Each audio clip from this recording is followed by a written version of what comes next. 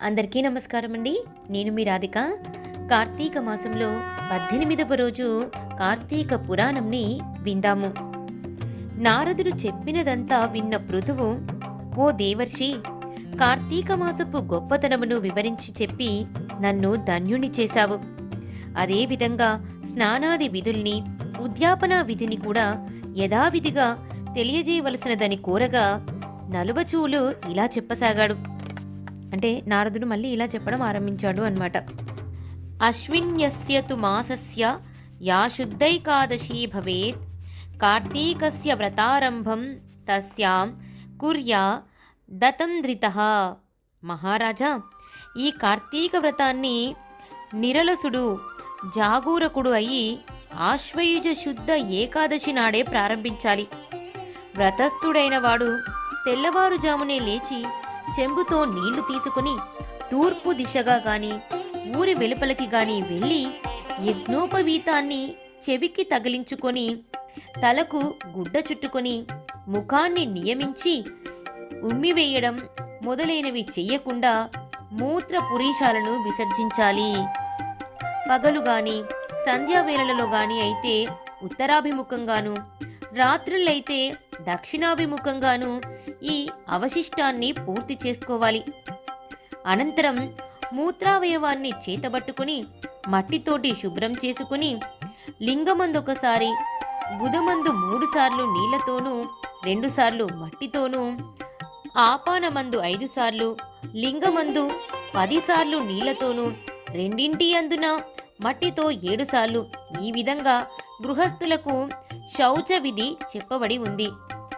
ఈ శౌచం బ్రహ్మచారికి దీనికంటే 2 రెట్లు, వానప్రస్థులకు 3 రెట్లుగాను, యతులకు 4 రెట్లుగాను నిర్ణయించబడింది. ఇది పగలు జరిపే శౌచం. ఏ ఆశ్రమం వాళ్ళైనా సరే రాత్రిపూట ఇందులో సగం ఆచరిస్తే చాలు.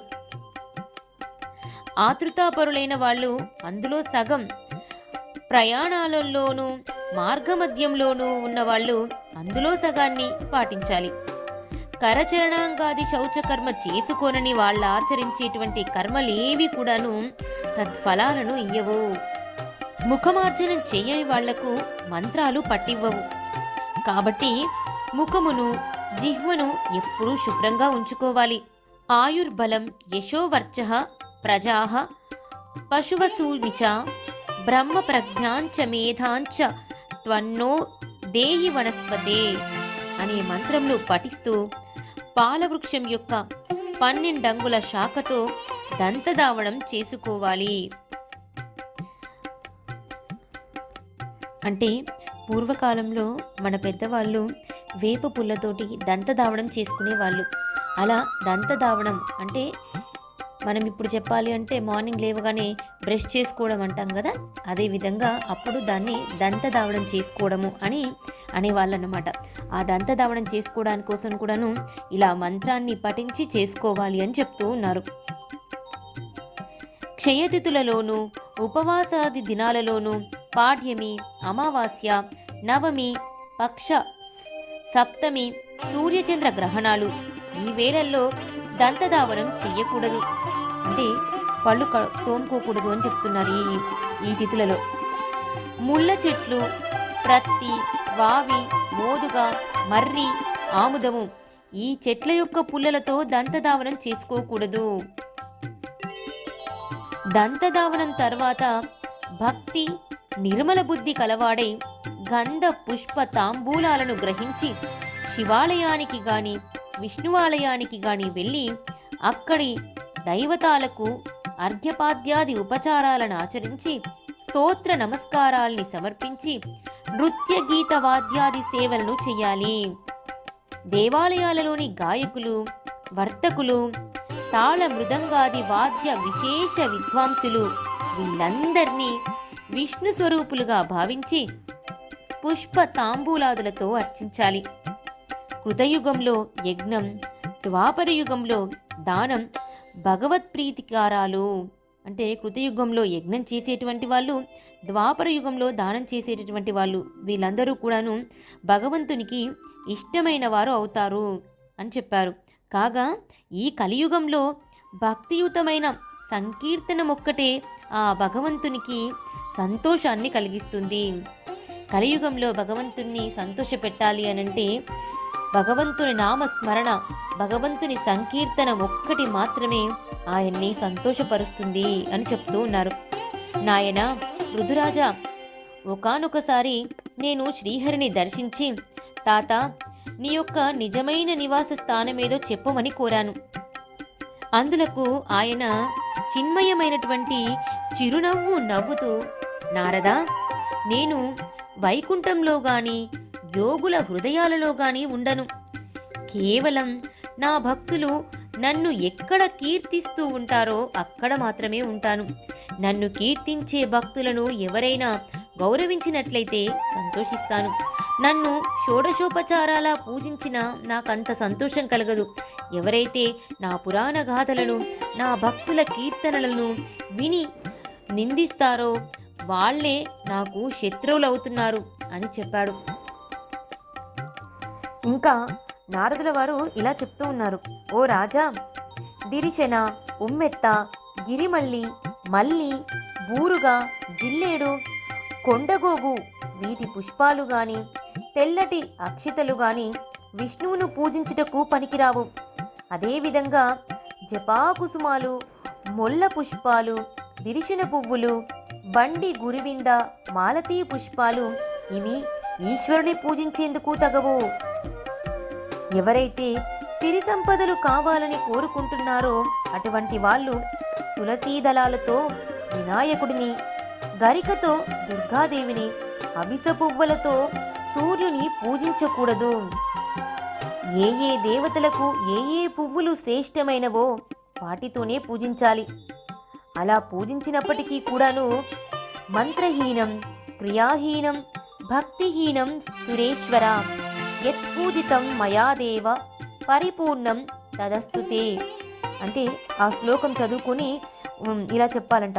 అంటే దీని అర్థం ఏంటి అంటే, ఈ శ్లోకం యొక్క అర్థము, ఓ దేవా, మంత్ర క్రియాధిక లోపభూయిష్టమైనప్పటికీ నాచే చేయబడినటువంటి పూజ నీకు పరిపూర్ణమైనదగునుగాక అని క్షమాపణ కోరుకోవాలి.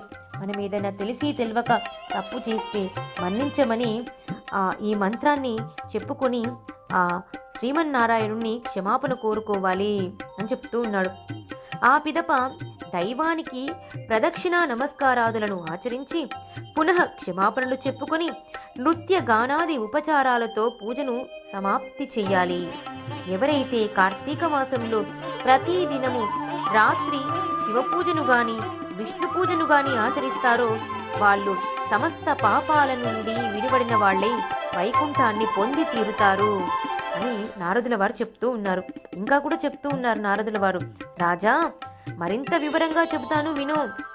వ్రతస్థుడు మరో 2 గడియలలో తెల్లవారుతుంది అనగా నిద్రలేచి శుచి అయి నువ్వులు, దర్భలు, అక్షింతలు, పువ్వులు, గంధము తీసుకొని నది వద్దకు వెళ్ళాలి.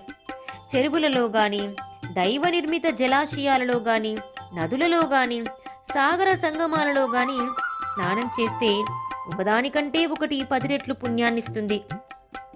ఏ పుణ్యతీర్థంలో స్నానం చేసినా అంతకు 10 రెట్లు ఫలం కలుగుతుంది.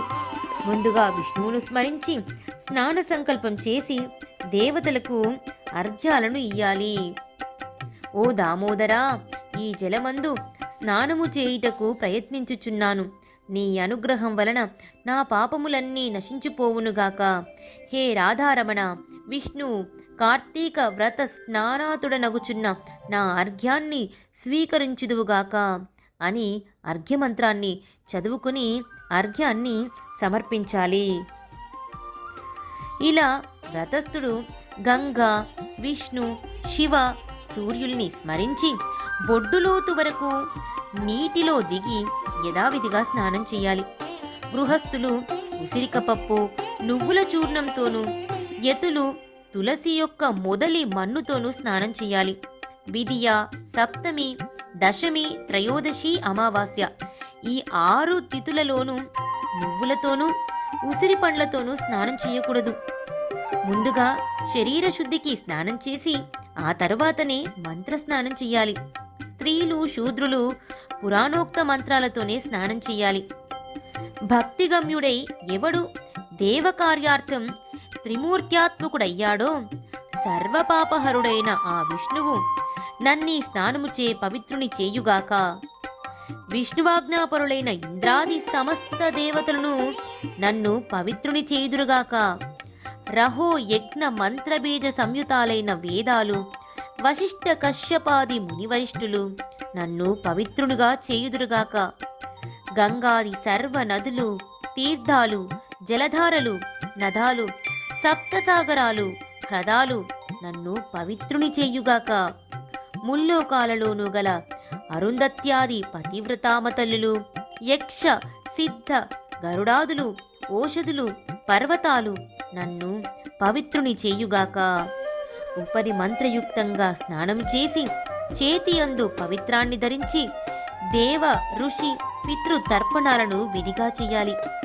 కార్తీక మాసంలో పితృతర్పణ పూర్వకంగా ఎన్ని నువ్వులనైతే విడవబడుతున్నాయో అన్ని సంవత్సరముల పాటు పితృదేవతలు స్వర్గంలో నివసిస్తూ ఉంటారు. ఆ తర్పణానంతరం నీటి నుండి తీరానికి చేరి ప్రాతకాలానుష్ఠానము నెరవేర్చుకుని విష్ణు పూజను చెయ్యాలి. పిదప గంధ పుష్ప ఫలాలతో కూడిన అర్ఘ్యాన్ని క్షేత్ర తీర్థ దైవతాలను స్మరించి సమర్పించాలి. అనంతరం వేదపారిణులైన బ్రాహ్మణులకు భక్తిపూర్వకంగా గంధ తాంబూలాదులను ఇచ్చి పూజించి నమస్కరించాలి. అలా పూజించేటప్పుడు కుడిపాదమందు సర్వతీర్థములు, ముఖమందు చతుర్వేదములు, అవయవములందు సర్వదేవతలతో అలరారే ఈ బ్రాహ్మణ పూజ వలన పవిత్రుడనవుతున్నాను అని అనుకోవాలి. అటు మీదట ప్రశస్తుడు హరిప్రియమైన తులసికి ప్రదక్షిణమాచరించి దేవతలచే నిర్మించబడి మునులచే పూజింపబడిన విష్ణు ప్రేయసివగు ఓ తులసీమాత, నీకు చేస్తున్న నమస్కారము నా పాపాలను నాశనము చేయుగాక అనుకుని నమస్కరించుకోవాలి. తదుపరి స్థిరబుద్ధి కలవాడే హరికథ పురాణ శ్రవణాదులలో పాల్గొనాలి. ఇప్పుడు నేను చెప్పినది చెప్పినట్లుగా ఏ భక్తులైతే ఆచరిస్తారో వాళ్ళు తప్పనిసరిగా దైవ సాలోక్యాన్ని పొందుతారు. సమస్త రోగహారకము, పాపమారకము, సద్బుద్ధిదాయకము, పుత్ర పౌత్ర ధనప్రదము, ముక్తికారకము, విష్ణు ప్రీతికరము అయినటువంటి కార్తీక వ్రతాన్ని మించింది కలియుగంలో మరొకటి లేదు అని నారదుల వారు వివరిస్తూ ఈరోజు పారాయణాన్ని ముగించారు. ఈ వీడియో కనుక మీకు నచ్చినట్లయితే లైక్ చేయండి, షేర్ చేయండి. ఇంకా ఎవరైనా నా ఛానల్ని సబ్స్క్రైబ్ చేసుకునే వాళ్ళు ఉంటే వెంటనే సబ్స్క్రైబ్ చేసుకోండి.